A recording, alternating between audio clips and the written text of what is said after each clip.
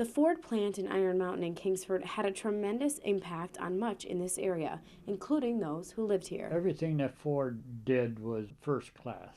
Lloyd Pryor still lives in the same house he grew up in when his father worked at the Ford plant. Basically, this is the only place I've lived. I was born in the house in 1928.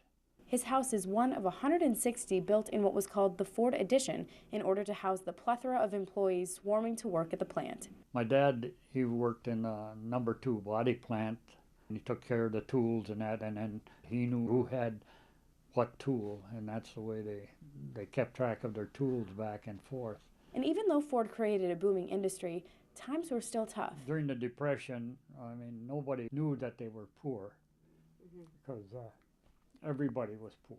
But Lloyd also remembers the few times he even got to see and meet Henry Ford when he would stay at the Ford clubhouse on his visits. Always had a straw hat on and usually a gray suit, a watch chain from pocket to pocket, and he'd be out there in the yard, and we could stop and talk to him. Then when World War II hit and all manufacturing of vehicles ceased, Ford thought of a brilliant way to add to the war effort. The war started, but Ford got a contract to build Waco gliders. The plant produced more gliders at the cheapest price than any other plant in the United States.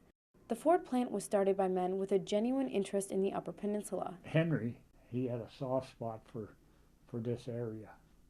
So the next time you decide to grill or take a scenic drive in a Ford, make sure you stop to remember where it all began. In Iron Mountain and Kingsford, Abby Miller, TV6 News.